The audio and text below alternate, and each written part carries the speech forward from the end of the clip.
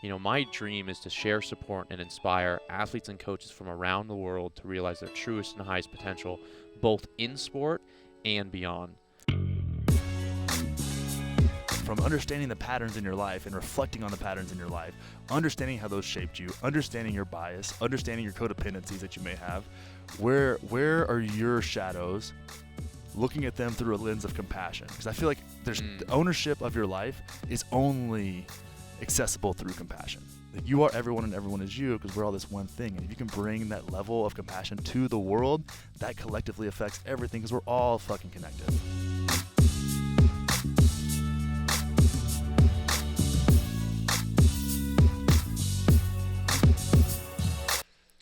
So, dude, I'm really fucking stoked to hang out with you. We met at Paleo FX, and I just watched you in, like, the no homo, but, like, I was really kind of, like, attracted to your physical movement. No, you're a fucking badass mover.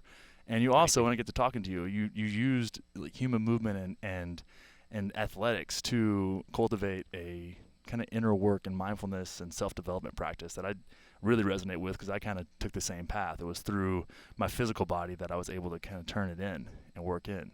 So, dude, I just want to, like, just hear about that transition in your life and kind of where you came from in sport and development and turned it inward. Let's get into it, man. Let's do it, brother. Let's get into it. Yeah, sports have always been a huge part of my life. Ever since growing up, I was a young gymnast growing up, and always had some of the best mentors. I've been very blessed. When I was a gymnast, I had a 2-time Olympian Bulgarian coach, and the dude looked like a freaking Adonis. So, like, I mean, he would almost, like, do this one trick where he, like, inflate his bicep. He's one of those guys? One of those guys, yeah. But he was dope. He was super cool. Yeah. And so started as a gymnast, and then through injury, every single sport that I transitioned to, starting in gymnastics to powerlifting to Olympic weightlifting to now 8+ years of kettlebell sport, every single transition from one sport to the next happened through injury. Dude, that's a crazy parallel to draw, for sure. What's crazy too is like I started making some of these parallels between sporting and athletics to kind of spiritual development is. And even the last injury that I was in, as I transitioned to kettlebell sport, it took me 2.5 years to figure out. No doctor, no one could figure out what was going on in my left arm. I had a compartment syndrome, which I found out. Oh, wow. It was 2.5 years, 9 different practitioners. And I think one thing that resonates with a lot of athletes is so much of your identity is tied into your achievement and who you are. Like, everyone knew ever since I was a kid, like my buddies now, like, oh, Mike's the athlete. We knew from day one that Mike was going to do something in training or teaching or something like that. Yeah.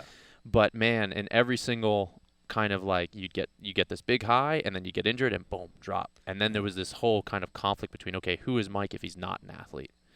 And at each time it was almost like reinventing myself,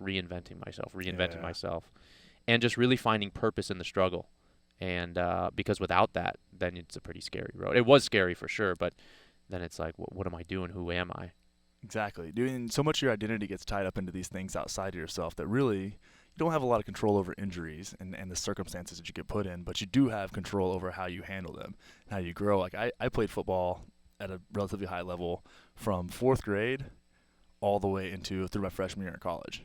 And I honestly can say when I blew my S1 and couldn't bend over, I could barely walk around, I didn't know who I was. It was like my first big existential crisis, like, who the fuck am I anymore? Like, that was all I was. I was always that guy. And here I am, barely can get out of bed on painkillers half the time, and just trying to figure out, like, what is this? Like, what is life anymore? Like, what is life without this thing? This is how I had friends. This is how I had, like, met girls. This is how I traveled. This is how I got to college. It was fucking crazy. And then you're like, well, this is gone now. So a big part of myself is gone. And dude, I, through that, started developing an understanding for what it means to leave something behind in your life.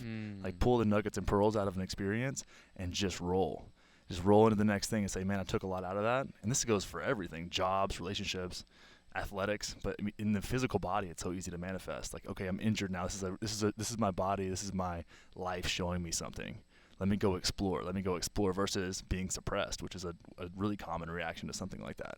What's interesting, now the more work that I'm starting to do on myself, I've got a really close friend. His name is Jator, and really, really deep cat, super, super neat, draws a lot of neat parallels to how physical injury, physical pain, physical tightness, you name it, manifests itself. I'm sorry, the emotional manifests itself into physical issues. Yeah. So every time we hang out, it's almost like a, not like a joke, but I know where he's always coming from. So I'm like, dude, my shoulder's been bugging me, or my left trap's bugging me, and he'll always be like, okay, what are you not communicating with your mother, or something. But I love that shit. It's in a fun way, and I'm Yeah. just like, if you're open or just staying curious to the possibility that maybe there is something correlated there, and at least in my experience, there's been a lot of truth to that.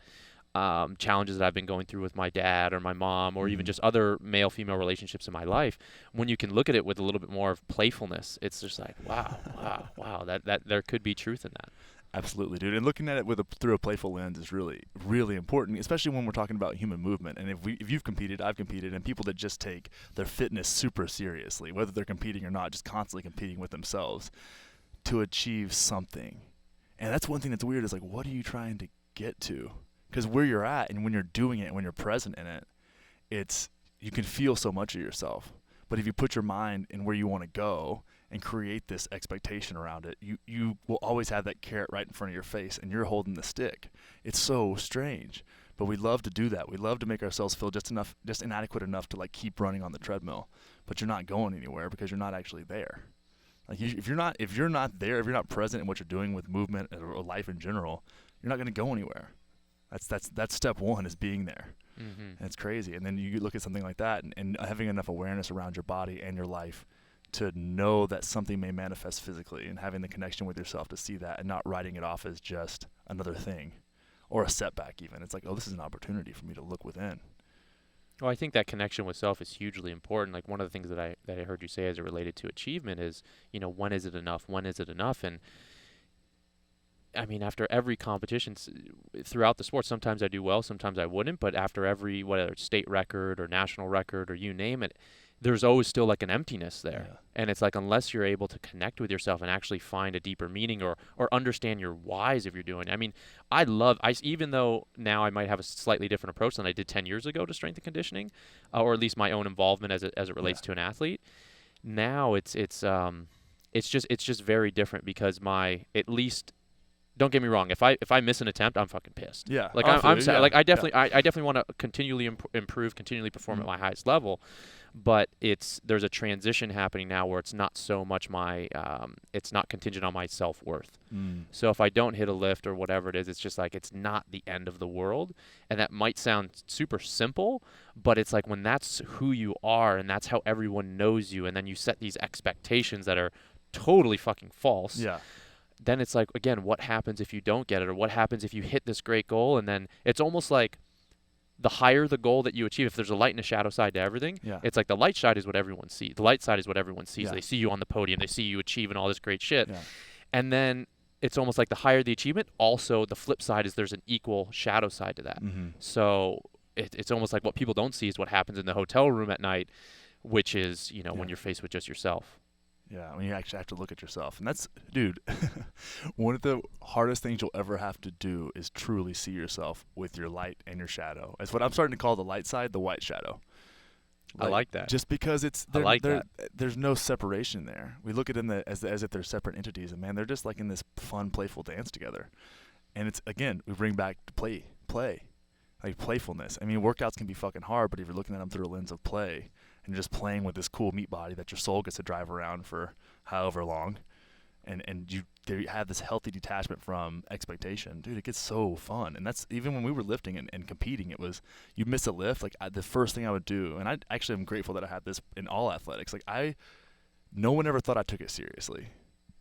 And that was funny because I did. It was my life, a lot of it. And it was if I missed a lift, I felt like I disappointed everybody who was rooting for me. Or if I didn't perform on a workout, or my handstand walks were shitty, or something like that I was capable of that I didn't fulfill on. Like, yeah, I thought that the people that followed me were disappointed, which isn't really the case, but you attach yourself to that belief, It's a crazy feeling. But then you have to understand that if you can keep a playful mindset towards it and create the space there, you're going to have more success anyways. If you can look at it lightly and view it lightly, and respect what you're doing, but enjoy yourself in it and smile at the failure sometimes, and take it in and learn from it, but smile at that shit. It's so much more fun. It's so much more it's liberating then. You walk up to whatever challenge you're about to face, liberated, because it's you get to do you get to be a part of the challenge.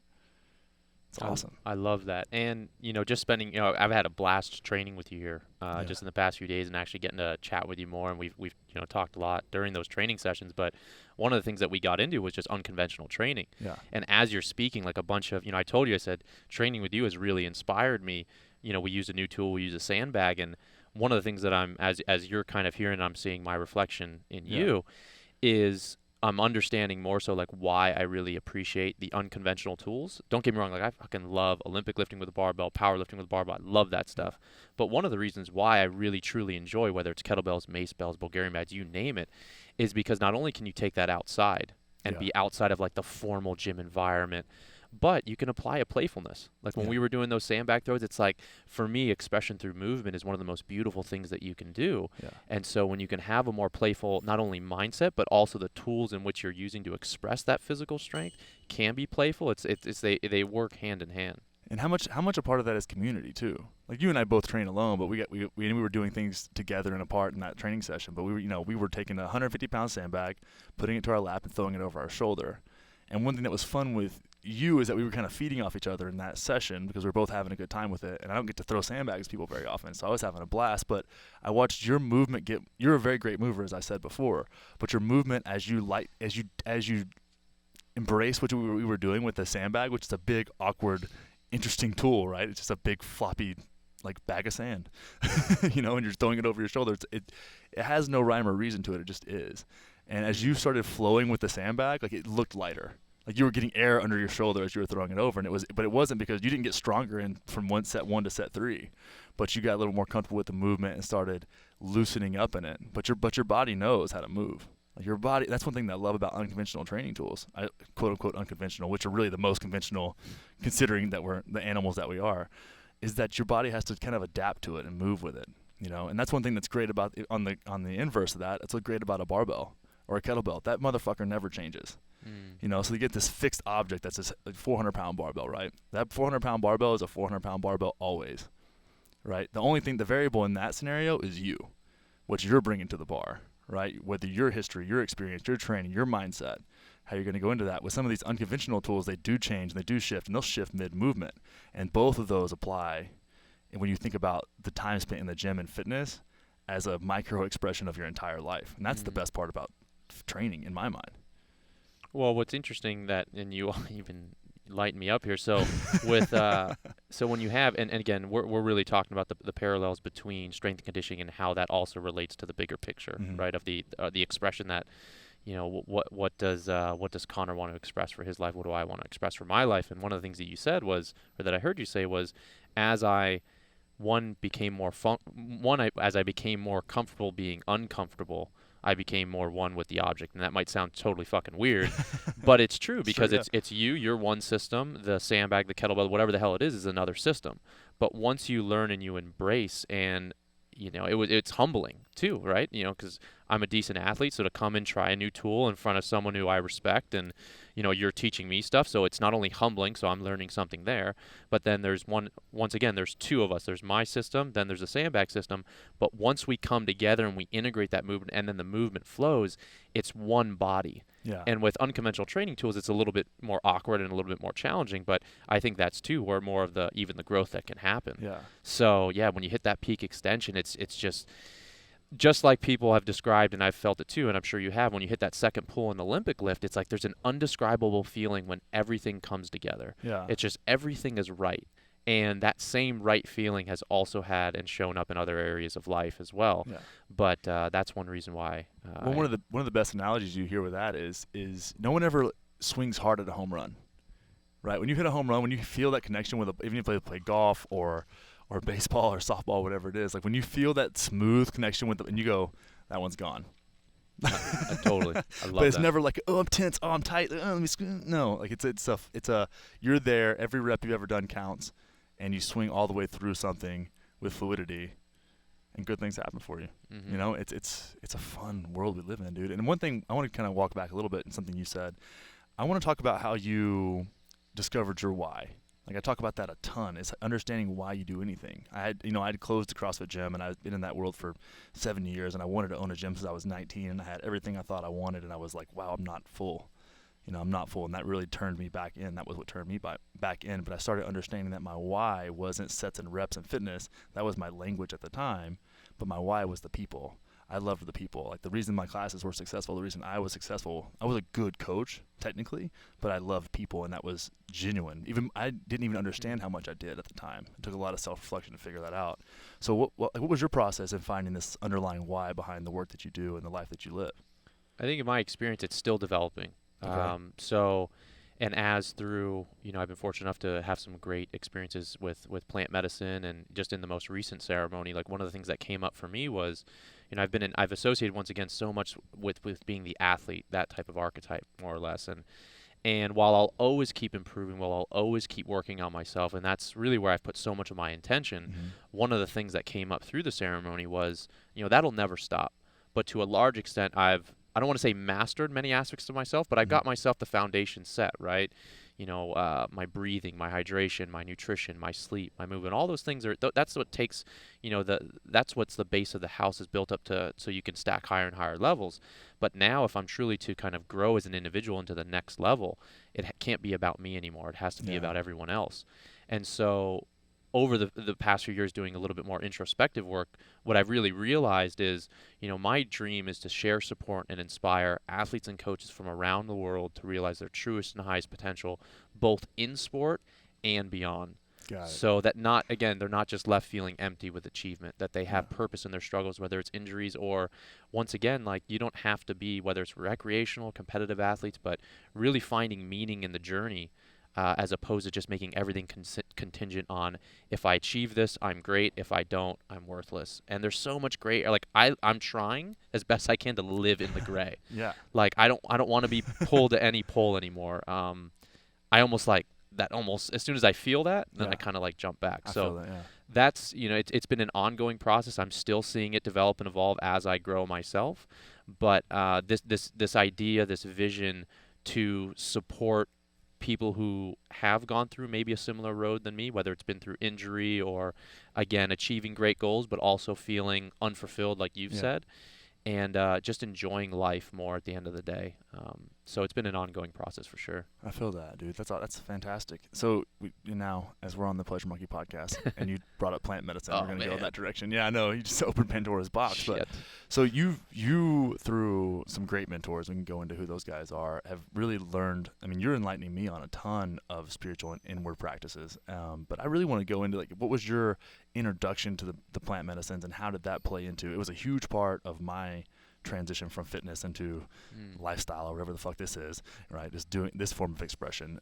But yeah, like what was that like for you going into that space as somebody who'd been very rigid, right? Like I think that an appropriate word? I You're would pretty totally, rigid. yeah, very rigid, Yeah. very disciplined, very ritualistic. Mhm. In again, there's positive lights and shadow sides to Yeah. all this stuff, but yeah, sure. I mean, growing up, I remember in middle school, like I was always the most disciplined athlete out of the Mhm. group. My friends always, they were all smoking pot, all that stuff, and I always like would stay away from that because Yeah. my whole experience of what I was seeing was not the same that I wanted to create in my own life. So I saw just people who were lazy, who Mhm. weren't training, and I was just like, every time I would refuse a drink or every time I would refuse a joint, I was like, no problem. I'm just gonna. That's like me handing it to my competition. Yeah. Boom, you take it, no problem, no Yeah. problem. But it wasn't really until I started studying Paul Chek's work, taking his HLC program, which is holistic lifestyle coaching. I was Mhm. fortunate enough. Paul's had some amazing instructors, one of which is the ultra spiritual guy, JP Yeah, Sears. JP gets a shout out on literally every podcast. The guy gets brought up. He's my spirit animal, I think. He's his own animal. Yes, he is. But through HLC1, where JP kind of introduced this concept of the chakra systems, as well as this concept of working in, that kind of started me more along the path in terms of this more introspective approach. But it wasn't until I worked one-on-one with Paul very dedicatedly for Paul Chek for 2.5 years, where every single month we would go down. I would go down to San Diego for a day. He was the one who figured out the orthopedic issue in my arm. Yeah. Now, in that system, it's very much holistic, and Paul is a licensed shaman. So Okay. he uses ceremonially plant medicines for healing. And again, it's the person, dependent on the person, it's depending on the goal or the objective. But after about 2 years of coaching, he felt that I was in a place where I could really benefit for some plant medicines to kind of open me up. Yeah. We'd kind of achieved one of the main athletic goals that I was going after, and we wanted to celebrate together. So for me, the process, and it's very new, it's only in the past few years that I've been introduced to plant medicines. Yeah. But I've been very fortunate because it's always been guided through some beautiful experiences, and it's always been a dietary practice before, setting intentions, doing artwork during, and integration after. So just in the past few years, Paul, working with him first, just having a different viewpoint on plant medicines, and just seeing that they can be used therapeutically, they can be beautiful, they can open you up, and once again help you find purpose in some of the struggles or the pain teachers that are showing up in your life, so that it's not so debilitating, and hopefully you can turn it into something beautiful. So it's only been in the past few years, but as I'm learning more and more, and as I'm kind of practicing and kind of utilizing plant medicines from time to time, it's been beautiful, man. That's awesome, man. Yeah, and it's funny with the plant medicines too. And we're talking about, I mean, we can be specific, ayahuasca being one. I'm sure mushrooms at some point. Yeah. Yes. Nobody Confirmed. can hear. Nobody can hear. Or Oh, not. nobody confirmed. Okay. It's okay, bro. It's gonna be fine. Confirmed. Yeah. So it's funny in those scenarios, like how much you get, like your shadow will get pointed out to you at some point when you're ready for it. And even that was expressed before you even took on plant medicines as a teacher. You were doing the inner work. You would kind of earned the self-awareness and the ability to articulate yourself in those scenarios. And I'm sure they're very challenging because you go into your first ayahuasca experience having no idea what the fuck's gonna happen. Like that, and I've shared my stories on here as well, but you get to see you almost get these little like micro challenges. I want to say it's like not probably the best way to say it, because they seem like the most daunting tasks of all time in this space where everything is new and crazy and novel, and you're not even in your body anymore, but your consciousness exists. You're not. That's what the craziest thing about ayahuasca and any kind of DMT based psychedelic is, that you're just you. You're just not here. That was one of the craziest things I experienced. Is I'm essentially going through myself in a way, and facing things within myself with teachers that aren't human. From what I understand, they're plants. That are plants, yeah, or life in some way, and then I get to bring that back to this life, and that's fucking wild. Like, it's to even say that. I know even hearing myself say that is crazy, but it's weird. It's a weird feeling to be you, not here, and get to play and be and exist and learn. It's like going to a classroom in the astral. It's incredible. It's crazy. It's wild. But the things you take back are so valid. Like my first ayahuasca experience, I felt like I was really scared at first, and I tapped into the mother. Right, the mind pump guys will shit on me for calling it the mother, but I tapped into the mother. Okay? I love those no, guys. they think we're so woo woo and crazy. Okay, that's cool. I love those guys. I don't understand what the fuck y'all are saying, bro. I'm like, that's because you're a meathead. I love you though. Shout out Mind Pump. Go check them out. But anyways, no, I tapped into the mother, and it was the most soothing, deep feeling, and the best way I can articulate it is that if loving someone, the most love you've ever felt for someone is like shooting them with a water gun. I fell into the ocean. I was like, I'm immersed in all the love, and that, even now talking about that, I can feel that, I can tap back into that, and that gives me context for what love can be. So whether this is my imagination or some crazy hallucination, that's real as it gets, because I get to look at the world through that lens now because I brought that into my life. It's fucking wild, man. That's beautiful. And that's really, how you use those lessons to make yourself a better person. Because if you're just, at least how I'm seeing plant medicines being used, which also is slightly a turnoff or a big turnoff, is just people are abusing them and just using them, every single weekend maybe or something like that. Not giving them maybe themselves the time to process and stuff. Like, I'm still processing stuff from my last ceremony, and it's going to take some time, and I don't want to do it again until I feel ready and then I've learned the lessons from the last one. Yeah. And it's kind of like, I don't think it's going to stop. Like, these things are going to keep coming up, because like I think any time, like what I appreciate what you just said is, you can go back to that experience. The plant medicine's still in you.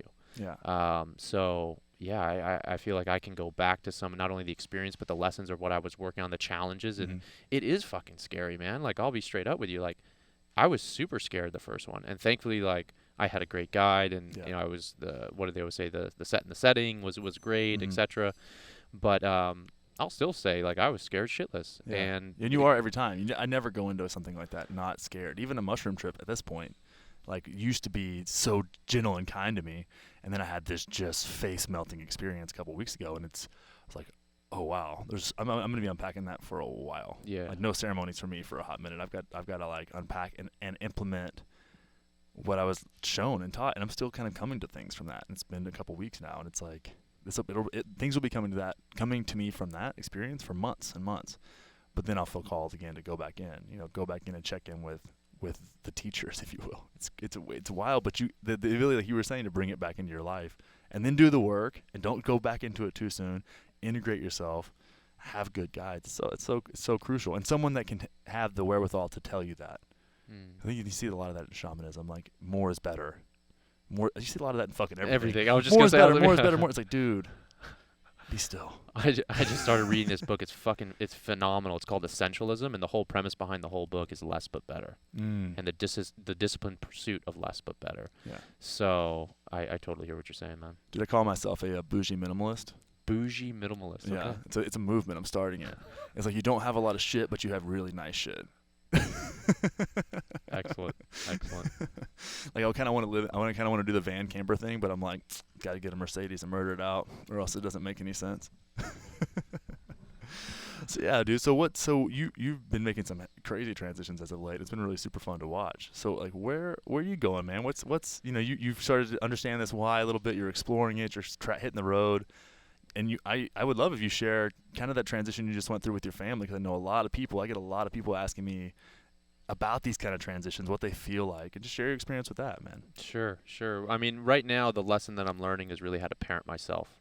And that is one fucking tough ass lesson to go through. And I'm right in the midst of it. So I've always been a strength and conditioning coach for my whole life. Like, even when I was, I think, like 15 or 16, I was running the strength and conditioning program at my high school, their strength and conditioning class. Like, I was like, went up to the guy, I was like, I want to run this. I want to do it. And they let me have it, and it was great. But, I've always been this coach, but it's always been a part-time thing. Was fortunate enough to coach at the collegiate level in terms of strength and conditioning, even at a young age. And it's always been my dream, always. But at the same time, family's very important to me as well. And my family, we have a business in the marble and granite industry. Yeah. So for the last really 8 years since I graduated college, I was working full-time for them, plus, because it's your family business, so right. there's no hours. Yeah. But it was a great experience, don't get me wrong. But at the same time, there was, a big part of me that just knew, like, this is not what I'm meant to do. And actually, I remember on the day that I decided I was going to go into the family business, which was my choice, and I take responsibility for that, like, I pretty much just cried. Because I knew, not that there's anything wrong with that business. I mean, it's a great business. It's funded everything that a lot of the things that I've done in my life, it's funded that. Yeah. My family's amazing. I love them to death. But I just knew that part of me was essentially dishonoring or not honoring where my own truth is. Yeah. So I was in that business for 8 years until it got to the point where I turned 30 recently. And I was just like, if I look at my life like a crystal ball, right? And there was a lot of ups and downs in these 8 years, and I'm more or less, I would say, a positive guy, a very, very, very positive, which light and shadow side, like I can lie to myself a lot. Yeah. Tell myself a little spiritual bypassing every now and then. Just a little just bit. Tad. Or jumping over. Yeah, I feel you. And, I just got to 30 and I was just like, if I look at my life, it wasn't even a year from now, but if it was 6 months from now, if I look in that crystal ball and I'm still in the exact same space that I'm in right now and not doing what I was meant to do to the fullest of my potential, could I live with myself? And dude, I almost puked on spot, like just right in the center of my solar plexus. I know what you mean, yeah. And I just, told my family, and it was one of the, hard decisions I made. I was just like, I need to do this. And if it fails, if I'm fucking sleeping on floors, which I've done and doing from time to time. Hey man, I'm right there with you, brother. Welcome to the life of podcaster. But you know what? It's definitely been challenging. And, my family's Sicilian. Both mom and dad are from Sicily. So there's that huge cultural, as a culture, as a tribe, we're very, very strong.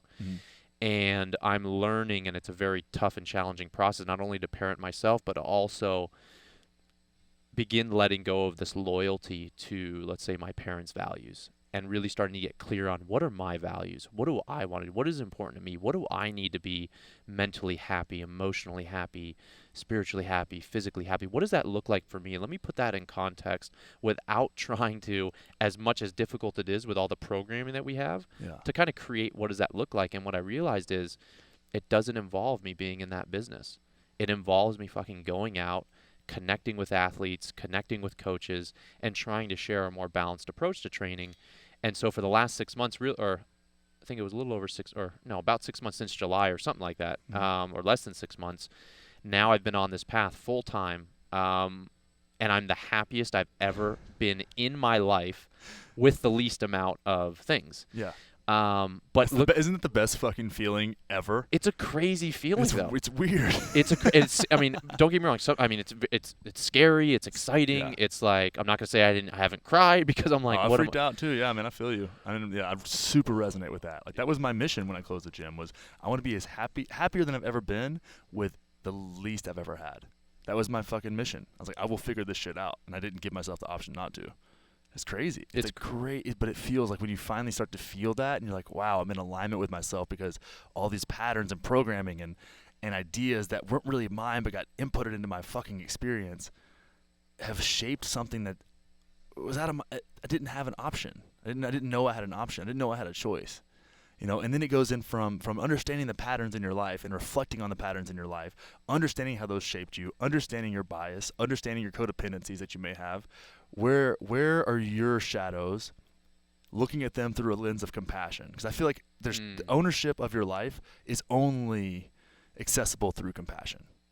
To take complete ownership of yourself, because you're going to see things that are dark, and you're going to see yourself, and you've got to find a way to go back in yourself and find that person the version of you that you're most ashamed of. Go find that person in your mind, in a visualization, in a meditation. This is one of my favorite meditations. And just look in your own eyes and see where you are and feel where you are and understand that and just take that into your heart, because that's you. You're only you. You're only the you that you are right now because that person existed. And that's fucking incredible, but it's only accessible through compassion. And when you find that compassion for yourself, you can find that compassion for the whole fucking world, because that's it.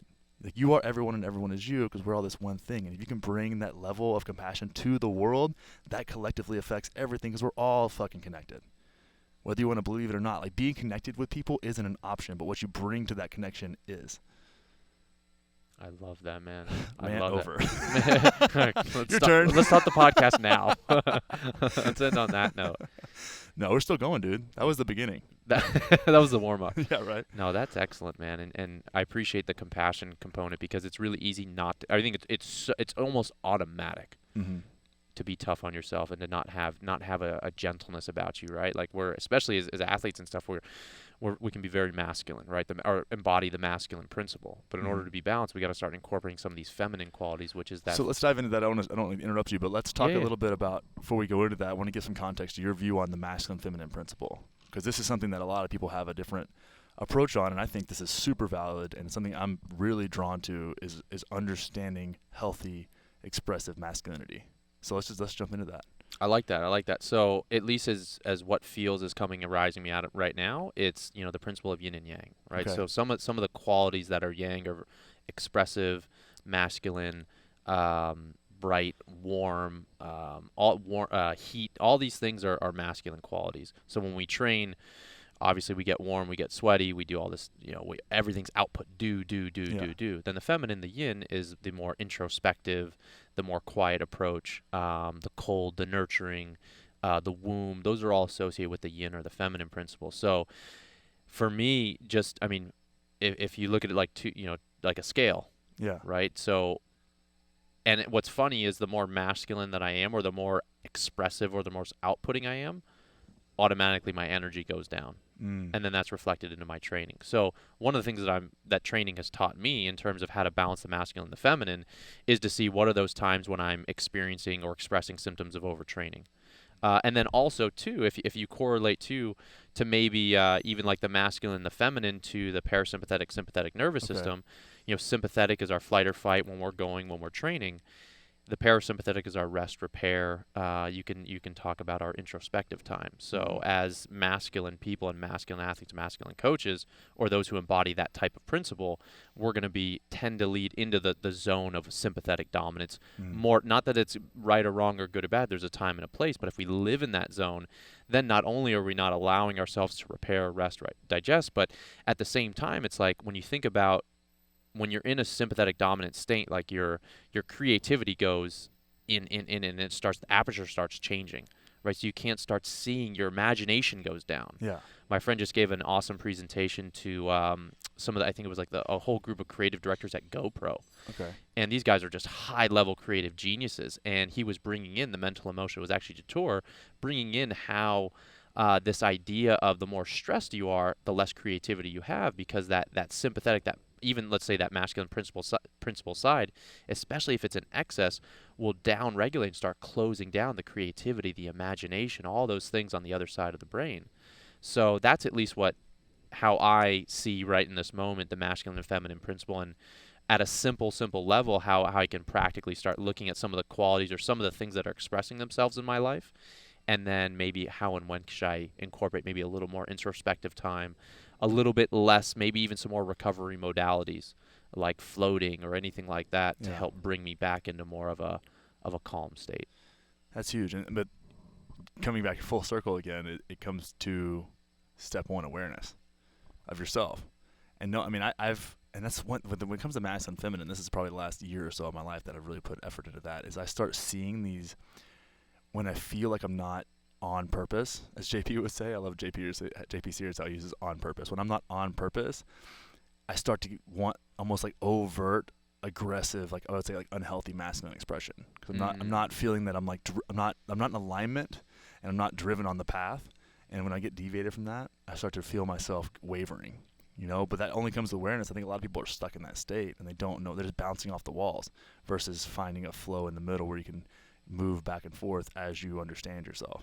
Well, I appreciate you I'm sorry to cut you off. No, don't. That's I appreciate how you said that, because there's, I don't want to give kind of the wrong impression, but like there's, this idea of maybe a healthy masculine and an unhealthy masculine, a healthy feminine and unhealthy feminine.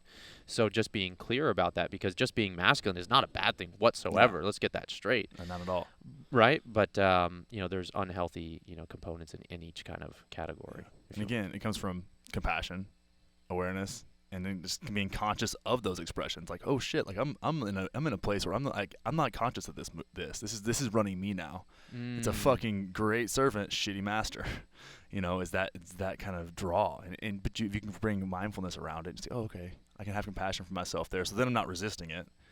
Accept what it is. Express it in the way that you need to express it. But you then become mindful of your expression. And that I feel like is the most authentic, because then you're run by your higher self in a way, or best self, or consciousness, whatever spiritual terminology you want to use. But then you're running with that versus letting something else pull you around. Mm-hmm. Compassion is hard, man. Compassion is fucking brutal. It is. Like, it is. Much easier said than done, bro. Like, it is. Compassion is tough. But that's also, as a masculine man, super challenging, because you're not allowing yourself to find the feminine piece of that and letting that open up. And in relationships, that's also super challenging too, because then you end up in the, oh, I'm supposed to be this way. Like, I'm supposed to be and I should are two of the most toxic fucking statements of all time. Excellent. This should be this way. It's like, oh, should it? Is that so? Is that really true? Yeah. Like, what should be? It should be as it is right now. And that's, I'm going on some rants lately, but I went on a rant last night where I was talking about just feeling. I shouldn't feel a certain way. I feel the way I feel now. And if I allow myself to feel that and allow it to flow through me, I can experience it fully. And when I can experience it fully, then I can create understanding. When I create understanding, then I can have compassion. When I can have compassion, I can let it go. It's not that fucking complicated, but it takes some fucking space, man. It takes some space. But you got to tap in. Yeah, space is an important part for all this, because even like when I see, even where are we at right now, right? We're at On It. Yeah. And I'm just like blown away even that I'm here, and was fortunate enough to spend some time with Kyle and be on the On It podcast as well. And it's just been an amazing experience. And one of the things that, as these things start showing up more in my life, I know it's because I've finally created the space to allow them to come in. Because if I was still with my family business, not it might have taken me twice, three, four times as long maybe to get here. I'm sure I would have always been on the same path, but unless I would have allowed that space for this to kind of manifest and this thing to come about, it's like I know that I'm here on purpose, and I know that these things that are coming up in my life and where I'm going and the people that I'm meeting, like you guys, like everyone's coming in at the exact time that is needed, and Very timely indeed. amazing. So I love the way you used creating space. I feel like we're super in alignment with that. I feel like that is the law of attraction. Mm. In my view, and if I want, because fuck, we talked about this on the last show with Corey Allen, where it's just like these terms get beat to death, like law of attraction. I believe in law of attraction. Like The Secret, I will tell you, The Secret is the first audiobook I ever just like quit. I was like, nope, I'm done, I'm out. You lost me. But I think it comes down to it's your lens of perception on the world. Like you have to understand that your experience gave you a lens of which you see the world through, and when you create space and create consciousness around that lens.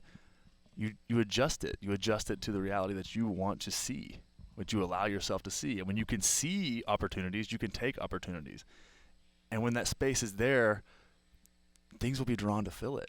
And that's beautiful. And then you don't get so attached to the results like we were talking about earlier. You get attached to being present to what is around you and then moving with it, as opposed to forcing things to be a certain way because they're supposed to be or should be. It's so much harder that way. And I'm amazed at how much things are being created now, and relatively speaking, even though I'm working my ass off, but also how they're just happening and just happening. And I'm It's the just like, craziest feeling ever. what? Yeah. Where? Or this is happening? Like, this is amazing. Well, don't you feel like, too, when you talk about creating space, the further you get away from that tether that you were on, the more things will be drawn to you. It's like, oh, that was taking a lot of my energetic space. Now the further I get away from that, and that becomes another day, another hour in the past, like there's just a little bit more space, and a little bit more can be filled, and then you can turn that inward and start filling yourself because now you've got the space to even do that. You know what's interesting that you just brought up for me is like you at least in my experience, you don't really know at how, let's say how tethered, let's use that word, how tethered you were until you cut it or until you leave it. Like I didn't realize how much mental emotion, even though I knew that, let's say, being in the space I was at 6+ months ago, I knew it wasn't, let's say, the healthiest for me or where I wanted to be ultimately, but it wasn't until I stopped that or I made the choice to take responsibility for the life I want to create and really cut that tether that I didn't realize how much of a drain it was on me. Like it's almost like opening your eyes with like a baby, like having fresh eyes. Yeah. And I've been so amazed, and I'm just like, whoa. And again, how if you think about it, how the mental emotional can and will at some point manifest itself into the physical. Like I've been amazed at how much less tension I've been holding in my neck. Or I don't think it's a shock to most people. Like when they're stressed, usually their shoulders hike up and they hold it there in the neck region. But it's just like little things like that. I'm like, wow, dude, that's been an amazing. Like I'm learning to let that go. Yeah. But I needed that duality. I needed that to cut that line that was holding that umbilical cord. And it's been an incredible thing to have both experiences and now to continue to look back and like, wow, this was my life then. This is the life I'm creating now. Yeah. What's different and how is that showing up both in my body and then in all the outward expression of the people that I'm meeting and that are invited into my life. Dude, that's huge. That's huge. And the capacity to let go. Like that's one thing about having a crazy childhood that one of my favorite things about that, honestly, if I look back on it, is that I had to let go of parts of my life really young. Like I had to say, okay, that's not a part of my life now. As like earlier than most kids probably have to make that decision in the most privileged country in the world, as a white dude. So it's you have to understand there's like a certain amount there, and you let things go. Like okay, I gotta let that go. Like I have to distance myself from this. I have to let this be a part of my past now, over and over again from like 12 on, right? Just because I could feel myself getting emotionally attached to other people's actions. And how that would affect me. It's like, man, I gotta let that go. And I think I've been able to take that into adulthood, if you can call it that. I mean, I'm still a full-on man-child, but you can take that into adulthood where you just get to say, oh, hey, man, that was like a part of my life, and that's awesome. Fuck yeah. I'll see you later. I gotta go one day at a time, And it's, again, liberating, and there's the space, It's that fucking amazing, amazing part of life. And even some of those most challenging moments, maybe you wouldn't choose to relive them, but you probably wouldn't change it because they've made you the person you are right now, sitting in front of me with this, this awesome message that you're sharing with Yeah, man. everyone. Oh, no, I wouldn't change it for the world. I wouldn't change the fat kid days or the being awkward talking to girls and all that other stuff. Like that. You were awkward talking to girls? Oh, dude, I was full on fat kid. Okay. And it makes sense, doesn't it? All right. Nah, man, I was full on fat. Like emotionally, like it's like I lived with my grandparents. So I ate like a box of cereal a day, and I was like 6 foot in 7th grade, just like 220 pounds or some shit. That was, but I was so big. And it's funny, I've actually had in that last mushroom trip that was really empowering or impactful. Not to say yeah, it was empowering. It was both, but I got to see that. I got to see myself. It's just like I've always acted as if I'm this like fucking pudgy, awkward 10-year-old boy who needs attention because he doesn't get it from anywhere else, and saying the most outlandish shit. Like that's why this podcast is fucking absurd. Like the reason this podcast is so ridiculous sometimes is because I was a fat kid and I needed attention, and I took that into that's a part of my patterning in my life now. I love it. It's fun as hell. It's really off-putting sometimes. It makes some things challenging, but there's no lack of attention there because that's what I was fighting for, and I understand that pattern in my life. And then going in and be like, it's also funny, dude, because now I have this different life, but I lived that life. I have context on a different life. And the best part of that is empathy. It's like, man, I was there. I get it. I get what it's like for your parents to be a complete fucking mess. I know what it's like to be super, super loved. My grandparents were so loving. I have context on both of those things. Most people don't have that. I get to be this version of myself now, and I get to be the 8-year-old fat kid that like would sweat trying to talk to one girl, and I feel so bad for the girls that were actually like nice enough to me to like entertain it for a minute. And I was just so awkward and weird. But it's fucking awesome. Like I'm so grateful for all that because I'm fucking man. Life is cool. It's fucking dope. I get to have experienced that and felt that. I get to feel the embarrassment. I get to take that into my life now. It's awesome, But it's that feel again. That's liberating. That creates space. That's leveraging your past, leveraging your experience to create fucking full expression with awareness of yourself. I love that, man. I love that. So you weren't a fat kid. I'm taking it. You were a gymnast. Yeah, I wasn't a fat kid, but I definitely had my You challenges. missed out, dude. So, yeah, you're making me second think about that. No, yeah, I wasn't. That's awesome. So we're like, yeah, dude, fuck. Well, I'm grateful to have you in my life, man. This has been really fun. This has been You're doing super some cool stuff. So what are you working on now? What's the move? Where can people find you and check you out and see what you're doing? I think everybody's gonna love you after this podcast. I hope so. No, or they're gonna turn off. They're gonna stop There's listening not a lot to of you. trolls. Like I feel like we have trolls in the Pleasure Monkey Nation for sure, but they just send you like heart emojis. Like, loved your show. You're awesome. It's like I have the best trolls ever. Okay. It's the best. I don't have Awesome. trolls yet. Oh man, you gotta get you some true fans that'll just go reach out. If you're listening to this right now, I want you to go to Kettlebell Lifestyle on Instagram. Is that what it is? Yeah, until it changes based Until it off changes. of But as of today, as of the launch of this, it'll be Kettlebell Lifestyle. And I just want you to send heart face emojis in the DM. I want to blow Mike's fucking DMs up with nothing but love. Oh man. Yeah, so they can find me at Kettlebell Lifestyle on Instagram, and then MikeSalemi.io is my website. And the two things that I'm working on right now that I'm super stoked about is one, I'm creating a kettlebell encyclopedia, and the whole premise behind it, it's called Kettlebell Performance: The Comprehensive Guide, Volume 1. And really, one of the many messages that I'm trying to share out there, is that to get people outside to train with a fun tool that they can use and take anywhere. So this whole guide is based off of, it will be one of the most, if not the most comprehensive resource available on the market with everything you can do. It's over 150. There's actually over 200 exercises, but I might cut some down. Yeah. But 150 plus exercises that you can do with just one bell. That's so awesome. if that's all you have, you can train for power, you can train for strength, endurance, if you want to do rotational stuff, if you want to do flows. So just to inspire people that if they just got one bell, if they just want to spend $50, fuck it, you can get a great workout and express yourself anywhere. And full movement, and dude, that fires your mind up in such a way. Those neurons get firing of creative, free-flowing movement. Fuck is the best. Exactly. Yeah. So that's a big project that'll be released probably at New Year. And if any of your listeners do want to sign up for the waitlist, they can just go to MikeSalemi.io/waitlist. Spell that real quick. Mike, that's easy. Yeah. And then Salemi, SALEMI, and then .io/waitlist. And the other thing that I'm creating right now, which I'm super stoked about, is one of my greatest mentors that I mentioned earlier is Paul Check. Yeah. And so we've been working on, it'll probably be like a mini program or a mini course, but we've shot everything and we're putting it together.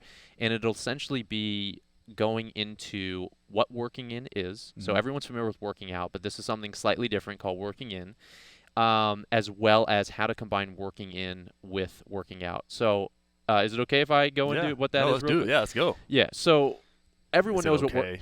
I was. Well, I don't know if we're on time or what. No, we got, dude, all we have is time. Okay. So working out, everyone's familiar with that, right? It's an expression of energy expenditure. So Mhm. there's specific criteria that Paul came up with to really define when someone is working out or someone's working in. So some of the criteria that people will associate with working out is one, sweating. Like Yeah. everyone knows when they're working out, they're sweating. Yeah. The other two, which work hand in hand, are heart rate and respiratory rate. So naturally, if someone's breathing goes up or their heart rate goes up, they're entering more of a sympathetic dominant state Mhm. and working out. Then typically digestion does not improve. Like if you were to do some like crazy Metcon on a full stomach, you'd probably Yeah. puke. Yeah, probably. So that lets you know that you're in a more of a sympathetic dominant state, because in a sympathetic dominant state, blood moves away from the central organs into the extremities, so Yep. then you can therefore flight or fight. And then the last one is the tongue dries out when you're working out, because the tongue is an extension of the visceral system. So when you're working in on the other side, so working in activities could be specific forms of Tai Chi, could be a gentle walk, Mhm. or in Paul's book, How to Eat, Move, and Be Healthy, he essentially breaks down via 6 zones the different zones of the body, or they correlate to the different chakras of the body. Okay. So there's actually, well, depending on what system you look at, if you look at Hinduism, one of the classic chakra systems is there's 7 chakras, but Mhm. depending on what system you look at, you might find different ones. But Mhm. at a basic level, a chakra really is an energy center. So if we Okay. use the Hindu system of 7 chakras, the root chakra, which is essentially the area around the pelvis, Mhm. that chakra is associated with a specific color and a specific developmental theme. Now, that 7 chakra system, it goes into development. So in 7-year increments, you move up one level in the chakra system. Okay. So from the ages of 1 to 7, the root chakra is being developed. And that's the theme. If someone's on their path, for example, the theme is tribal association, security, and just essentially that. Those themes right there are typically, if someone, for example, is abandoned when they're in the 1 to 7 Yeah. year old, that's going to show up that's going to manifest itself in many different ways. So Okay. then as you move up the chakra system, then from 8 to 14, you've got the second chakra, and that's rhythm and flow. Then as you move up, the third chakra is personal power and self-will. Then the heart chakra is chakra number 4, so how we give and receive love. Mhm. Then chakra 5 is communication. Chakra 6 is your third eye or your intuition, and then chakra 7 is your connection to source, or whatever maybe your spiritual or religious philosophy may be. So interesting, what Paul did is he essentially broke down exercises, movements that you could Wow, use to help dude. Yes. stimulate not I'm in. only the Sold. muscles, but also the organs and glands in those areas, as well as the developmental theme. So you can essentially start getting movement and start experiencing changes at a mental, emotional, spiritual level just by doing movement and exercise. If you do, let's say, those exercises or those movements, staying in the work-in zone. So again, you're not sweating, your digestion improves, your tongue stays moist, Mhm. and your heart rate and your respiratory rate don't elevate. So that way you can take, and again, one of the things I really am stoked to share is to really break down this barrier between like making, let's say, Tai Chi or these work-in movements, making them like, oh, that's weird, oh, that's strange. It's like, fuck no, dude, you could do a breathing squat Mhm. or even do a dowel rod deadlift, Yeah. right? But if you go slow, you match the breath with the movement, you stay in the work-in zone, you can really, and you could even combine that almost like a superset with specific working out exercises. So you can always, we're always looking for the biggest bang for our buck.